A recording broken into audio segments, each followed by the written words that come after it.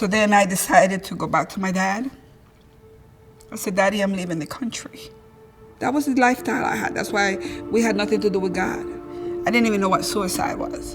And on that piece of paper, I wrote that I wanted to have a relationship with God. When you think about your life, where does the story begin? It started from when I was in my mother's womb. And when I was born on the perfect month, which was the month 7. I love number 7 is the month of completion. And I was born on the 23rd of 73. So I like number 7s. I like number 3s. Why? Because it's a big, it's very important for me. Like it means God, Jesus, and the Holy Spirit. And as I was looking here with you guys, I see 7 crew in this journey right here.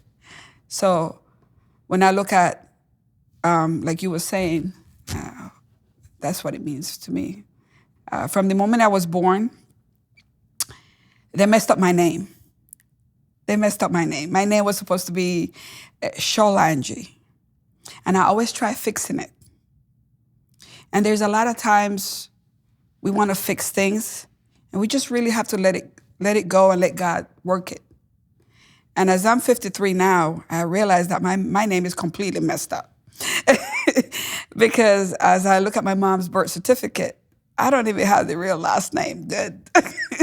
So that was, say, part of the beginning of my story. One of the things, who I am, who is Nazira, when I came to America, I was trying to hide myself, change my name. Instead of Zolanji, people started calling me Nazira. But as I look through Google and I look at my name, it has a meaning. And in that meaning, God is the center of everything. So the meaning is in Spanish. I can kind of say what it means. It says, El nombre Nazira. Nazira has an origin Arab and is related with the idea of an honorable woman, a distinguished woman.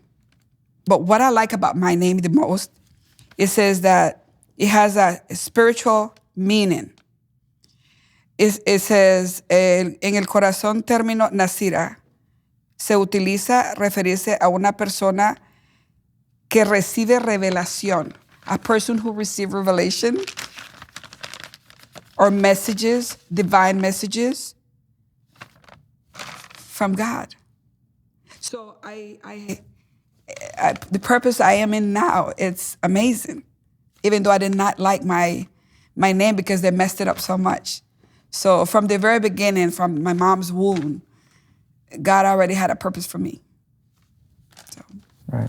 That's amazing. Yeah. Could you tell us more about your birth?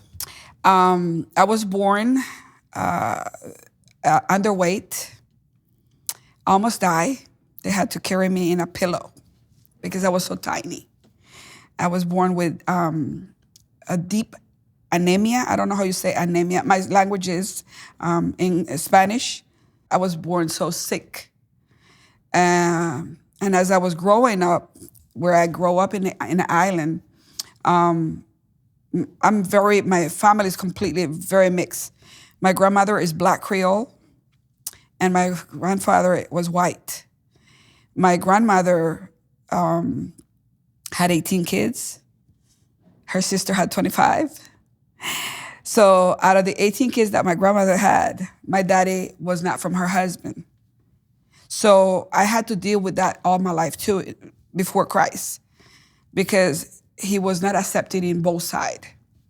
So he had 17 brothers and sisters on mom's side and 9 brothers and sisters on daddy's side. So one side was black, one side was white. And as I grow up, I had to figure out, where did I fit?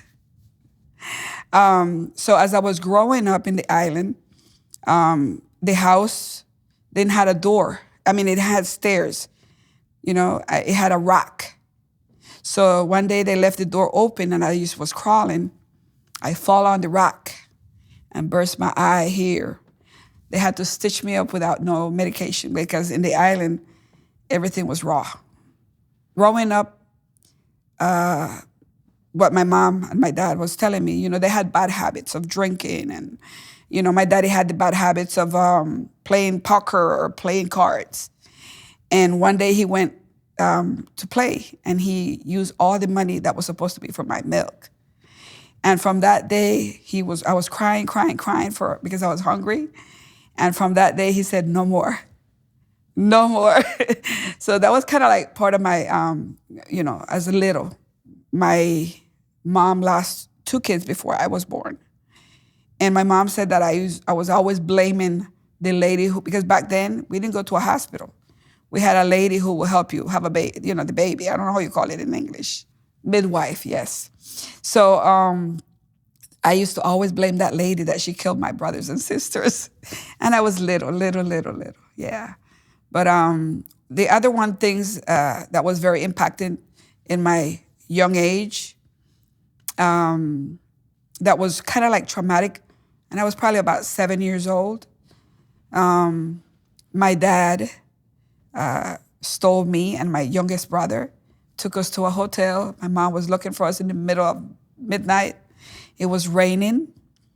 And when she found us, I remember my father, it was domestic, and he was hitting her. I remember blood coming from everywhere. And I was trying to protect my mom. And that was hard. So as I started seeing all these things growing up, these little details kind of make a difference in your life as you grow up. And it can affect you in a positive way or a negative way. And if you don't have God in your life, it can be bad. But I'm grateful. If I had to change anything, I would not change part of that infant or the struggles that I went through. I would live everything again. Did you have a relationship with God at that time? I had none. I didn't know who he was. I didn't know who God was. I didn't know who Jesus was.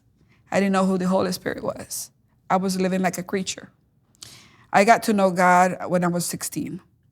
And it happened when my older brother, I was 13 years old, and he got killed by a family friend. He got killed with his own gun. And then 2 months later, my father left my mom for a younger woman after 25 years of marriage. And then 2 years later, she died. But in that process, I went through some different situations. For example, when my brother died, and then my mom being separated with my father, she was trying to protect me to not feel and see what she was going through. So she sent me away to the capital with my half-sister. And then while I was there, she was sending money for the food and stuff like that. And a couple times she will tell me that I was not going to be anybody, things like that. And in my weak mind, I said, I'm not going to let you see what you really want to see in me. I'm not going to give you that desire. And one of the crazy things that I did was trying to commit suicide. I didn't even know what suicide was. In my emotion moments, I went and grabbed a bottle of bleach. It was like a big bottle like this. And it was pure. And I started drinking.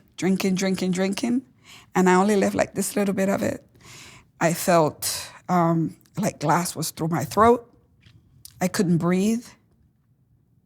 And the only thing I wanted to do is finish everything in the bottle. And they started chasing me. And the good thing is, as I was running, I throw a little bit. They took me to the hospital. They asked me why they wanted. I just didn't care. And one of the things my mom never asked me was like, why did I do that or anything like that? Nothing like that happened. And came back to the port. Nothing ever was said to me. Now that I'm here, like not too long ago, I just find out that they thought I was trying to commit suicide because I was in love with somebody. But that had nothing to do with it. That was at 13. Came back home. My mother was trying to fulfill the emptiness of my father. And I can, a lot of time when you see divorces or separation and you have kids in the middle, we as kids, we kind of like chantajear. I don't know how you say chantajear. Is like like if you're like my mom was like, do this, do that, and then I would tell my mom, I'm leaving, and I was telling her I'm leaving. I'm going back to my dad. I was kind of like blackmailing her, I guess, something like that. And one day she was like, go, and I did. And it wasn't like getting on a car and just going 20 minutes. It was getting on a boat in the middle of the ocean, 8 hours in the sea, where you can only see sea and heaven. And I did. And when I was there, things was not the way I thought it was. And I ended up staying in a hotel. I ended up getting sick. And when I came back to my mom, I had to learn how to walk. They had to take me straight to the hospital. I had to learn how to walk, how to eat.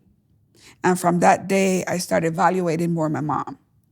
And then after that, 2 months later, she decided she wanted to do a trip to the Capitol. And I was kind of like a brat. And she was like, I begged her to take me. And she said, no. When I come back, we're going to do another trip. But I need you to go with your dad and see if he can help us financially, and things like that.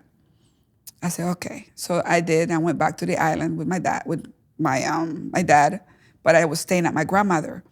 I remember the last time I saw my mom was sitting in the restaurant waiting to get on the plane. And I had a couple beers with my mom. That was the lifestyle I had. That's why we had nothing to do with God. And I got in the plane. And I was looking through the window, and I had the urge to get out of the plane and come and hug my mom. And then I said, I'll see her again next time. That never happened. That's why the if is not important. That's why if you have your parents, you hug them every day. Don't take things for granted. You love them with your actions, not with the words. That was the last time I saw her.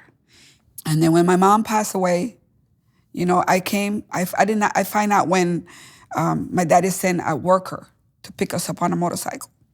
He said, your dad is saying, come on and get your luggage. I'm like, I'm not going to go with him. Because in my young age, I was like, I'm not going to go with him. And as we got there, I felt that presence that everybody was looking at me. But I did not know why. Went into the house where my daddy was eating. He was in the dining area eating. I didn't say a word. I sit down, I looked at him, he looked at me. He put a spoonful of food in his mouth, and he straight up said to me, your mom died in an accident. He was a little bit raw. And I did not know if to ask him how, when, why. I didn't do that. I tried to I was trying to be in denial. And in my mind, I was like, maybe he's just saying this because he wants to see who I love the most. And at that moment, my reaction as humans, because it's natural. You get the big numbness in your throat. Your eyes get watery, as you see right now, my eyes. And I couldn't speak about this for a long time until now I'm good. And I started running towards the airport. I was 15 years old, trying to get on a plane to go to my hometown. And I could not control myself. Then I remember I had my little brother. And I was like, oh, I left my little brother. How is he doing? He was like 9 years old. I was 15. So I came back to the house looking for my brother, trying to stay strong. I couldn't. There was another moment as I got to my dad's house, the sensation of the numbness in my throat, like the thing, like you have something in your throat, and the crying, I could not control it. And my daddy was like, again with his rawness, he's like, by crying and all that, you're not gonna get her back alive. So one of the things I always tell people now is like, when somebody loses somebody, you don't say, sometimes you just don't need to say anything because it could be bad. And I was daddy's girl. I used to dance on his feet. I was a brat. He was my everything. And I never disrespected my parents, or especially my dad. But that day I did. And I finger point at him and I said, you are the reason why she's dead. You're the reason why she's going to be in that coffin. Because if you would have been man enough to help her in everything that she needed, she will not be dead. And I screamed at him. I was mad. I was angry. I was hurt. I told him, I said, if you come to the viewing or the funeral, I will put hot water on you. You know, and those was hard words to say to my father. And he never came. He made sure we got on a plane. They sent us back to my hometown. When I came back to the house, everything was different. White curtains, people overtake. Everything was just changed. She died on December, close to Christmas time, December the 18th. We had to wait 2 days for the body to arrive because she died in another town in an accident. And it's been a while. It's been over 3 decades. And I just find out that the night before she died, I just find out. The night before she died, my half-sister went to see her, spend the night with her. They went out. They got drunk. And my mom was not doing good with her health.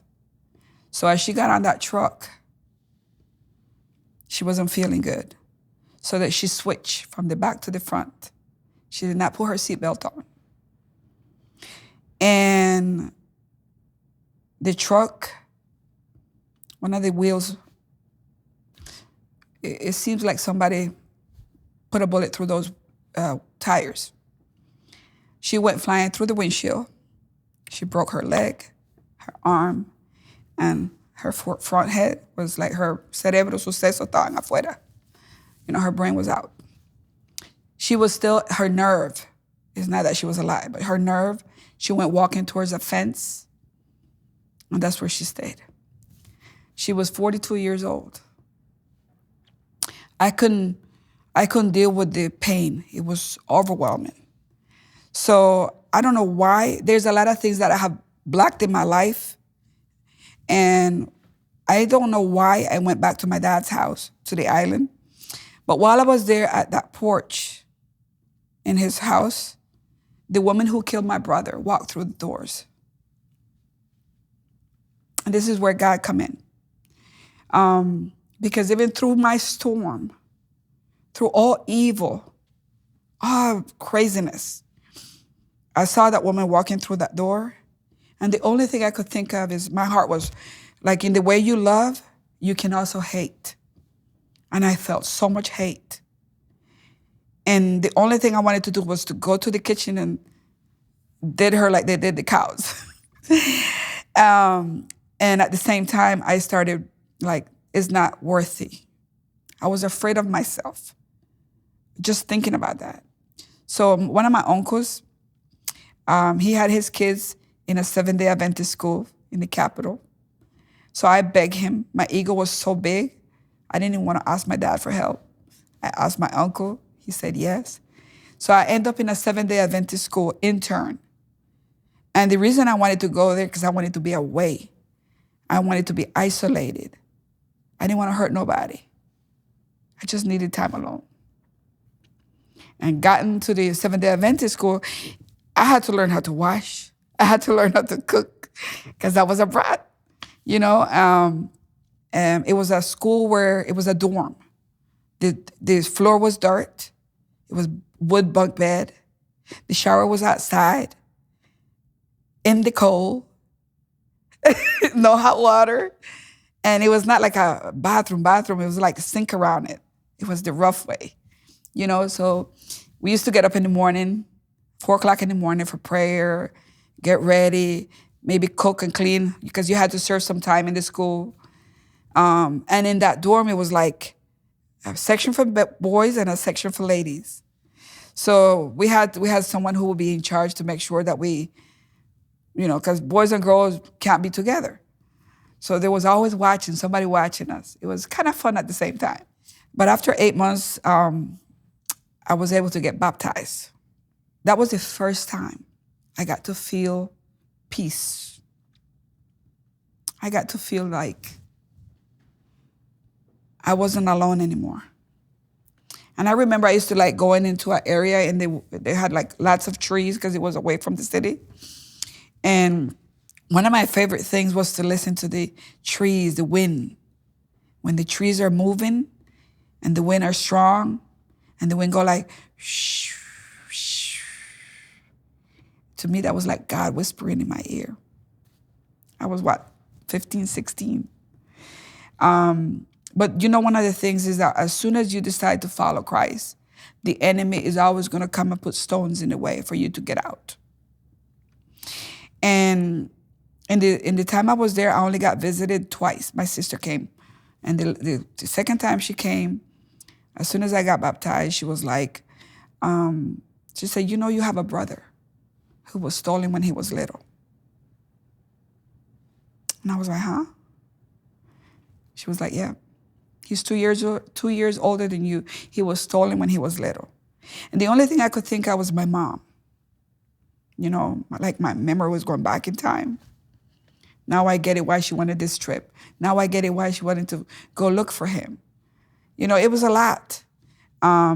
So I told her, I said, I'm going to look for him because if my mom would have been alive, she would want him to be here with us. She said, no, leave it alone. I said, no, because I don't want to come and meet my brother, not knowing he's my brother, and I end up marrying my own brother. I said, no. So I made it my business. So in the search of my brother, I got lost again for 22 years. Came back to my hometown. I started looking for information about my brother. And then I started drinking again and dancing, because that was my way of releasing my stress. You know, and one of the things I have learned in this journey is that when you get baptized for the first time and you don't feel enough and you don't walk really with the Lord, it's easy to get lost. I did not walk with him. I didn't. Started looking for my brother. In the class I was in, I find out where they have taken him. I got the phone number. They have taken him to Costa Rica. That's another country. So it was a lot going on. I started, I wanted to sleep, and I couldn't sleep. I started taking diazepam. 1, didn't do nothing. 2, didn't do nothing. 3, did not do nothing. And then when I took 4, they had to break the door, put me in a tub to wake me up. And then after that, I was like, I could not find a purpose, nothing. And I used to go to my mom's grave and stay there till late because of my emptiness. Before that, because of the drinking and going out, and my sister was trying to, I don't know how to say what was in her mind then, but she will leave me out in the street. She will let me out of the house. So I will leave. My brother would be sometimes sitting on the porch because it was a 2-floor, and he was young. And when I would come, he couldn't open the door because they told him not to open the door. So I would have to leave. I would go to my cousin's house, my cousin female, and I will knock on her door, and she will open, and I will sleep in her place. So one day, came back to the house, you know, and many times, right? And same thing, they did not open the door. It was a wall. I got to the 2nd floor like a spider woman. I got to the 2nd floor, climb it up on a wall. Got to the 2nd floor and I opened it with my shoulder. And then after that, I was sick and tired of fighting, you know? And then one day my half-sister said to me, she says like, what are you doing? Why don't you just leave? I said, you're right. I have no reason here. So then I decided to go back to my dad. I said, Daddy, I'm leaving the country. I think I was maybe 17. He thought I was joking. And I came back to my hometown.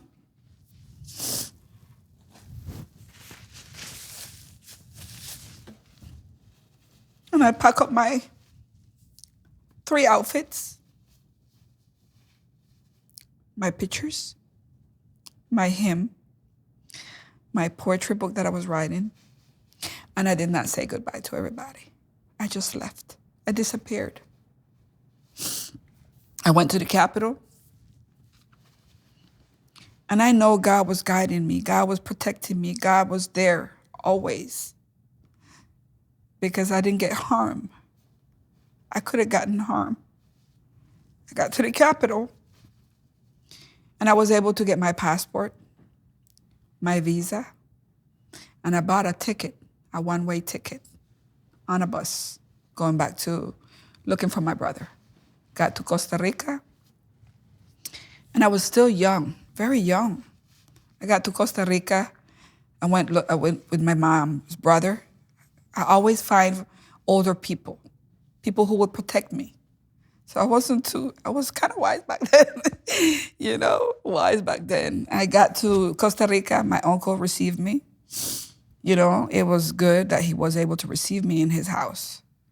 And for 2 months, I started calling my brother every day until one day he picked up the phone. 2 months later, I said, you don't know who I am, but I'm your sister. If you want to fight with somebody, fight with me, because my mom is already dead. And then I called my half-sister, and I said, I find him. He deserves to be in this house more than us, because he's been away for so long. So he's coming. So you receive him, and that's how he ended up back in my country. But yeah, I started working in real estate, and I got to help. The Canadian was buying properties from the Costa Rican, and they would sell it to the American. And that's how part of the story, how I ended up coming to America. I wasn't looking to come here, but I'm grateful to be in this country because God brought me here for many reasons. So like I said, I was in property, in real estate. So the American wasn't looking for a property, he was looking for a wife. And that was my ex-husband. And I was like, well, you got to go to my country, ask for my hand, and then we get married the right way. And he did. And I was able to get my conditional residency.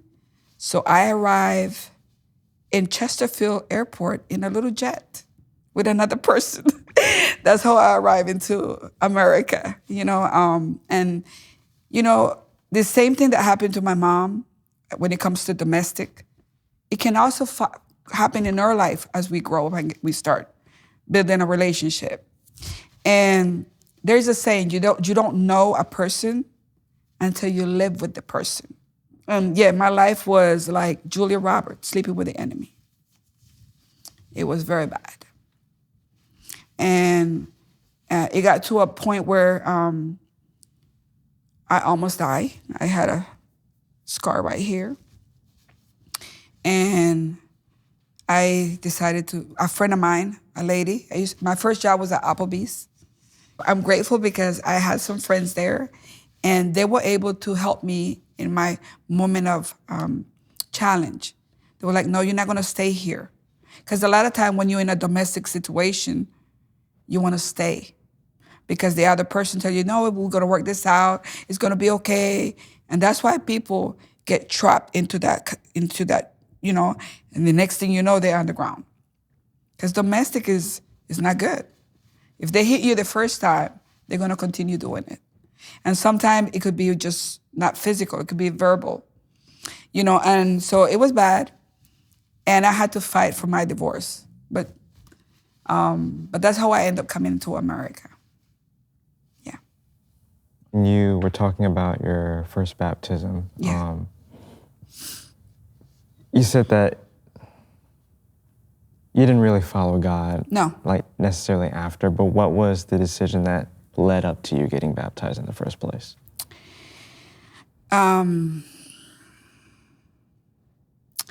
Every morning when we would get up and, we started, it was the relationship that I started building with him is why I wanted to do it. I never did anything because somebody told me, go on, let's do this. I was always kind of like, not just follow. If I wanted to do something, I just did it. So I really wanted to do it because I felt it in my heart. It was healing me. I was broken. I was hurt with my mom, death, and everything else. And, listening to the worship songs, in the morning, the devotionals, that was healing. And I was learning about who he was.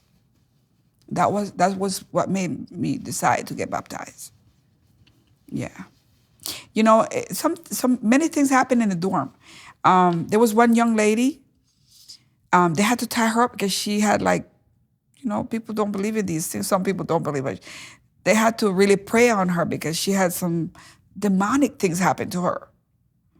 And I remember it was like crazy. And, so it was like very deep. We had evil things happening, but we also had good things happening.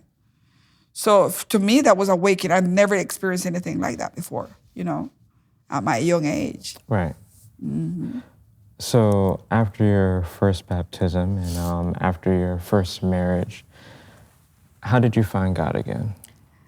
In the 22 years that I was away, I never prayed. I never got on my knee. Not because I don't know who he is. I did not know who he was.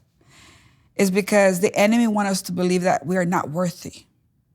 The enemy wants us to believe that we have committed maybe bad things and we're not doing what he wants us to do. So we're not worthy to be in his presence. We're not worthy to ask God for nothing. Because in our mind, we think that God is like an eternal father, but he is not. But that's what the enemy wants us to believe. And that was one of the reasons why I did not get on my knee. Pray, talk to him. During the time that went by, the first time that I got on my knee was when my father got sick with cancer. And I had a bad pregnancy because that's when my father was sick. I decided to go to my country for 3 months with no checkup, even though I was pregnant. I took my kids out of school, got home to my daddy. Now, I was pregnant. I didn't want to tell my daddy I was pregnant. And then I didn't want to tell him I have met someone else, So, because I love my daddy. I didn't want to disrespect him in that kind of way. So I waited till I got home, told him in his face. Then I was like, whatever it is, the only thing he gets mad. And then he was always looking out for me. It was a moment. I grew up listening to Conway Twitty, George Jones, Patsy Cline, all that country music. And he was like, I had my little tummy with the baby growing in me. And it was on his birthday. It was in August. He was like, come on, let's do it. It might be the last dance. It sure was the last dance. So February 14th, could you take us through that day during your husband's court issue? Well, yeah, we had, I was going through denial, I guess, with not praying, seeing my kids suffering and still not getting on my knee. It was a moment when my kids was like, wanted to go to church. And this is important because a lot of times we can be so blind and we don't want to see God. We so into everything else we can't see God. My kids wanted to start going to church. And the only thing that came to my mind was like a voice saying, let the kids come on to me. So I said, go, go, go. But I didn't want to go. So it was two things that happened with my middle son that kind of opened my eye to kind of give God a chance, another chance. And one of them was when my son came back from church and he was like watching a sermon. He was little, he was only 12. And then I was surprised by that. The second time, what happened is he was coming through and he grabbed my arm and he said, "Ma, are you ready if Jesus come?" So when he said that to me, that kind of like did it, And I said, I want to finish off the year having a relationship with God. That was in December. And when we want to put God like that, we're going to have things in the way. In January, I went to an event. There was a note that they said, write down 7 things that make you cry, that take away your sleep at night. And I wrote it down again. And on that piece of paper, I wrote that I wanted to have a relationship with God. I was already hungry and seeking him. I needed him back in my life. I didn't pray. I was still waiting. Why? I don't know. But when the day came, the day before, I got on my knee and I prayed. And I said to the Lord, I don't deserve to be in your presence. I'm not worthy. And I started hitting on myself. But I told God, I said, I know who you are. I said, I don't have any kind of relationship with you. But the first thing I will do if this happened, because we don't want a commitment with God, I will find a church and I will go from the beginning to the pulpit on my knee. I said that out loud. A lot of times we make promises and covenant with God and we steal it. We don't do it. So as we was going towards the court with my son, my oldest son, I said to him, this is what I told God. And I'm telling you, if you want to take pictures, I don't care. We got there on the 13th floor. I had that urge deep inside my soul. Pray again. And I did. I told my kids, let's get on the floor. We got on the floor, on the 13th floor. It was more people in there. And I was already reading some books and the Bible and texts and different things. I was listening. I was paying attention to his word. And that day when I got on my knee in that 13th floor, I said to God, I said, I'm your kid. You say I'm your kid. Tú dices que yo soy la niña de tus ojos. I said, show these people who you are. I said, numb the mind of the man. Nubla la mente de los hombres. Hazlos a tu manera. Move them as you please and show them who you are. I was just on fire in my prayer. So when I got up, went to the courtroom, everybody went through. I was the last one sitting in there with my kids. And they said, who you here for? I told them. And they said, no, it's a mistake. He's not supposed to be here. It's all wrong. Commonwealth, attorney, the lawyers, the judge, the people in the jail. Everybody said it was a mistake. I knew from that moment that it was not a mistake. It was God who did it. And then on the 14th of February of that year, the phone rang, 3 numbers. Said, come and get me. I'm free. So as we was going towards to pick him up, I felt like when Adam did not want to be found, when he was hiding. And I was like, I wanted to put my head, it's like I was trying to hide because I was like, now I got to do what I told God I was going to do. And one of the things I asked God, why did I left you when you are the best thing that ever happened to me? Why did I walk away? I had that question because I didn't want to fail again. And the answer was forgiveness. Yeah. So that's how I came back. They invited us to this one church. It was not a Seventh-day Adventist. It was another church.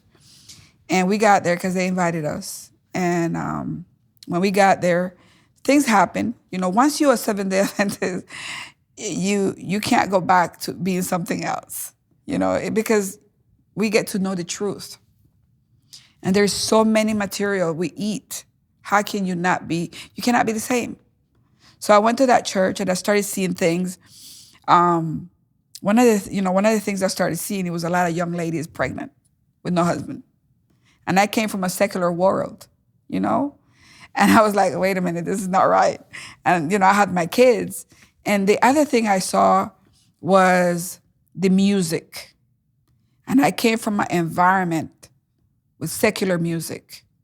I grew up in the island as an islander with reggae, soca, Caribbean, all the kind of music you could think of. And then I go into this one church and the music is like the outdoor music. I was like, wait a minute. I was kind of like not feeling too good. So I still was there. And then another thing I saw in there was in the moment of worship, there was more worry about the food that they were selling outdoor to get money to do pro templo, they call it in Spanish. And the only thing that came to my mind was when Jesus walked into the temple and they was doing all kind of business in there. And he said, what are you doing in my father's house? And I was like, so those kind of things happened. And it was a night when we was on it was like a prayer night and they had like a vigil. And we end up in the prayer, in the pulpit. And something happened to me that day in that church. While we was praying, I always tried to pray and I was trying to concentrate to have that moment with God, and I couldn't reach it. It was a moment when I was there on my knee, and when I had my eyes closed, I saw a face with the eyes in, kind of like a skeleton face. And I didn't like that. And I was crying. And I remember that salvation is individual. And I remember my husband was there. I got up crying towards the bench. And I remember, I'm not good with texts in the Bible, but and the only thing I remember is when it says, if you're in a place and it's not good, take your shoes and get out. And that's what I was like thinking about that. And I said to God, if this is not the place where you want me to be at, show me where it is. But I know it's not here. And from that moment, I isolated myself at home for 3 months in my own cave. Really wanted the truth. I was hungry for the truth. One of the first things I questioned God was the Sabbath. How do I know where is the right place when there's so many? How can I follow you if I don't know you? How can I let go of everything if I'm not in love with you? Those are the major things that I had as an encounter with God. And one of the things I told him, I was like, I'm sick and tired. And being sick and tired of being broken, stabbed, hurt. And I don't want to go there anymore. I said, I want to fall in love with you. So my 4 favorite books in the Bible was John, Matthew, Mark, Luke, because that's when I got to know who Jesus was. And then I went through the 3 months being in that cave. I was fed like Elijah. As I was in my cave at the house, right?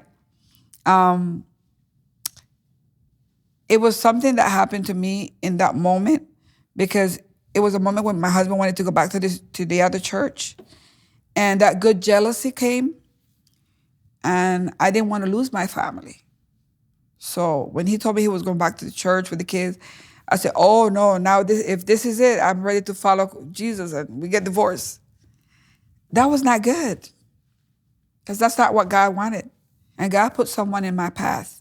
He was back then like an elderly. I never met him. He was in California somewhere, but he was giving the classes of the quarterly. And he was with me from 11 o'clock at night till 4. And 3 things that I got from that conversation with him, God used him because he was with the Bible and he was talking to me, and God was using him in an amazing way. 3 things that I got from that conversation, that first conversation. He was like, if an eye is for you to lose your soul or you lose yourself, go without. If a limb, cut it, go without, right? Instead of losing myself. That was the moment when I realized that God don't want nothing incomplete. And that was the moment when I realized that me and my husband was one. And that was the moment when I realized when God is in the middle and both of us, 3, is stronger. And that God don't want nothing halfway. He's everything or nothing. That was the first thing. The second thing I got from that conversation was like, God has kids everywhere in different religion. Religion was man-made. Relationship and intimacy with God, that's what make it. But man has come up with so many religion that we are always fighting about, oh, I'm this, I'm that, and that. That's not it. And that's why I was kind of like with that good jealousy. And one of the things I got that night, it was like, he have kids everywhere that love him. And when he come back, he's going to say, get out of there, my child. Come on to me. So he have kids everywhere. That gave me a peace. Gave me peace. Because I realized that I'm not God, I'm not Jesus, to tell my husband where he had to go with the kids or whatever, And sometimes we can get like that. The third thing I got from that conversation was like, and that was hard. He said, how is your light? And I thought my light was good because I wasn't drinking anymore. I wasn't partying anymore. I wasn't doing a lot of things. I used to use a lot of jewelry. I used to eat seafood. I grew up in the island. That's my root. I have unrooted that. My light was not good. It was hiding underneath the sofa. And the next day, when my husband got up, I told him I'm sorry. I have found what I was looking for. Now you have to find what you're looking for. So I was still not in a church. And I was like a fish without water because I was not testifying. Testifying is powerful. This is powerful. Because it's my story. It's my testimony. It's how I went through my different storm. Nobody can take that away. And nobody can question me because I went through it. I lived it. So as that happened, I was still not in a church. And one day I was coming back from Fairfax and I was crying. I was weeping. I was not even answering my phone. And I was listening to this song that says, you can go through fire and you're not going to get burned. You can go through water and you're not going to sink because he's going to be there to help you to get through it. And I was crying and crying and crying. And I said to God, I don't want to be like Thomas. Until I see, I believe. But I need you to give me a sign where you want me to serve you. Because if I have someone, I don't want to take them to a place where I don't even want to go. I don't want to be the stone in the way. But I want to be where you want me to serve you. And that's how I end up going to this Seventh-day Adventist church. It's it's in Richmond, it's a Hispanic church. And when I got there, I didn't know their schedule. I didn't know what day they were open. I didn't know nothing. God brought me there. The Holy Spirit was whispering in my ear. I got there to that building. One door was open, one door was closed. And when I got in the door, the first thing I saw, it was a bookshelf, and they had plenty of books in there. And one of the books that they had in there was something that I was already reading at home with Rick Warren, Joy and Purpose Life. But it was not the Spanish one. It was in English. So when I went in there and I saw in the bookshelf, I saw a whole bunch of books. And I saw this, I was impressed. And there was more books in there that I was already reading. So I was there. An elderly came, and he never said, this is the place. He just prayed with me. He heard me. I bought some books, and then I left. 2 weeks later, a lady who came to my house, because I used to do the business at home, she find in the middle of one of the books that I buy. And this is one of the things I told God, show me a sign. I also told him, if the business I'm in is going to be in between my relationship with you, I don't want it, take it away. And in that book that my client find, it was the leaves of what I do, Herbalife. In the middle of the book, it was the leaf on top of vegetables and fruits and everything. And so from that day, I started going back to the church. And people would go like, who brought you here? Who invite you? I said, God brought me here. And I was kind of raw, very overprotective, defensiva, like a shield. And I would always sit in the front because I knew, I was like, the devil is in here too, so I'm not going to pay them no mind, not in the back. I would sit in the front. And when I would bring visitors, I would do the same thing. And people would always ask me that, but I knew why I was there. I was there for the message, And as I started coming to the church, I started translating. Even though I was not a member, I was already working. I started translating because I wanted other people to hear. And then one day my husband said, I want what you have.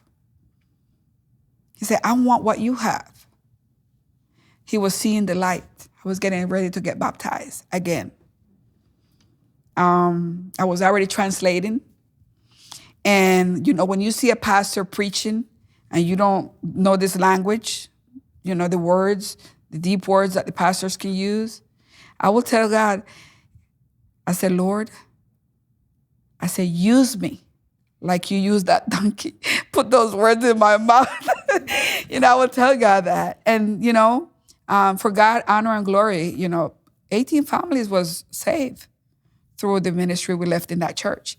But anyway, I was there translating, and my son was like, Mom, every time when you're translating, it's like you're really praying because your eyes are closed. So one day my husband said to me, he said, I want to come to the church. I said, don't come because of me. Come because you want to. And he did. He came with the kids. And that night, they did the calling. And we was able to get baptized, the whole family in the river, except my oldest son. And he was sitting on that bench for a year. And every time I would see him, I remember I was like, I see him and I saw my hardness. And I told God, I'm sorry. And then when he decided to get baptized, they asked him, what made you make the decision? And he said, my mom first was a Christian, and then she wasn't. But then when she came back, her change is what made me decide to change, to do this decision. So it's important. It's not what we say, is our lifestyle, is how we live. That is important because people watching. Your family's watching. And that's why I came back. That's how I started in a Seventh-day Adventist church. In the first year I was there, I was already in the missionary work, bringing people. 18 families got saved. 18. We was not stopping. We was going to houses. We had house of prayers. It's the best thing ever. And then then there was a calling. It was a calling. Someone was trying to invite me to go to a church and testify. And I said to my pastor, what I had. I said, Pastor, is this okay if I do this? He said, sure. Just, do what you got to do. But I knew God was preparing me for something bigger. And then in that church, after a year, I was still a baby. And this is good to say because sometimes when you're on fire and you want to work for the Lord, you think you're doing the right thing and it could be wrong. So it's important to really, really pray and ask God for the wisdom to be able to discern what's right and what's wrong. And it was a day they was doing like pactos, and they was preparing for the churches to build another church. So they did a call and they said, who wants to be the beginners of this new church? And guess who got up? My heart started pounding, pounding, pounding. And I was fighting it. I didn't want to get up. My husband was at the front as a deacon. And these are good things because it made me grow into the person I am today. That's why I'm sharing this part of my story. My husband was at the door as a deacon. And when I heard that calling and I was fighting it, I always remember that salvation is individual. I know my purpose. I know the mission. Today I wrote, I have a purpose and a mission. I had a higher call with the celestial ink imprinted in my soul. And my agenda is not mine. My agenda is him, Jesus. And I thank you for sharing your testimony with us and everyone who's watching. Yeah. As we close out, can you pray for the persons or individuals who might be going through what you have went through in your life? Okay, we could do that. Thank you. Do I do it in Spanish or English? I'm just Whichever one you're more comfortable with. You know, it was a person who asked me one time, do you think in Spanish or do you think in English? And I say, I never had this question asked to me before. And as I started thinking, I do think in Spanish. Why? Because if I want to pray and everything coming out of my core is in Spanish, but I will do it in English. I can do it. Okay. So I will do it in Spanish. So let's close our eyes. Padre Celestial que estás en los cielos, Señor, en esta hora te damos gracias porque tú eres bueno con cada uno de nosotros, a pesar de que nosotros siempre queremos corrernos de ti. En esta noche, mi Dios, queremos pedirte perdón por nuestras faltas. Quiero, Señor, en esta noche pedir por todas las personas que van a poder ver este video, que van a poder escuchar este testimonio. Sé que está en español, pero sé, Señor, que tú vas a proveer para que esto pueda ser en inglés. Señor, que las personas que vean este video, que escuchen este video, puedan ser alcanzados por ti. Que tú puedas también sanar sus heridas, que puedas cerrar esos ciclos de quebranto. Y también, como dice en 2 de Timoteo, capítulo 3, del 1 al 5, cómo van a ser el hombre de maldad en los últimos días y cómo nosotros tenemos que cuidar nuestras avenidas del alma, nuestro cuerpo, nuestra mente, para que no nos afecte. Ahí mismo dice que tenemos que alejarnos de todo lo que nos haga mal también. Sabemos, Señor, que estamos viviendo en los últimos días y Señor, tú tienes una misión de alcanzar lo más que se pueda a través de cada uno de nosotros. Somos tus instrumentos. Señor, estos muchachos que están acá, que es jóvenes, Señor, tú los estás usando de una manera increíble para hacer este ministerio. Te pido por cada uno de ellos, por sus familias. También, Señor, que tú puedas bendecirlos en gran manera, en economía, en salud, pero lo más importante es en sus vidas espirituales. Te doy gracias, Señor, por la oportunidad que me das el día de hoy de poder hacer este video, de poder hacer un poquito del libro que yo quiero hacer, Señor, para honrarte y glorificarte, porque sé que a través de este video van a llegar a muchas personas que se van a identificar conmigo y que si tú pudiste hacer el milagro en mí, de la misma manera, Señor, tú vas a hacer el milagro en esas personas. Padre Celestial, muévete, Señor, en cada uno de los que están haciendo este ministerio. Muévete, Señor, en este video y que todo pueda ser para honra y gloria tuya, mi Dios. Gracias, Señor, por amarnos antes de que estuviéramos en el vientre de nuestra madre. Gracias, Señor, por el propósito que nos das a cada uno de nosotros. Y también gracias, Señor, por el escuchar tu llamado y obedecer a tu llamado. Te amamos, mi Dios. Quédate con cada uno de nosotros. En el nombre de Jesús. Amén. Amen. Thank you again. I do have one final question. Yes. He's the key. Ooh, What does that mean to you? You know, as I was coming here, I wrote it down. I have to read it. Hoy es un día muy especial. Today is a special day. Aparte que es apartado, you know, that means it's separated from the other days, because today was Saturday, right? Es bendecido, es holy, es santificado para nuestro Dios, for our God. Hoy cumplo 14 años. Today, 14 years. 14 años maravillosos, beautiful 14 years, de ser traspasada con la zarza encendida. That means I was trespassed with his burning fire right through me. Encendida, que da vida a mi ser interior, that give life to my deepest inside, my soul.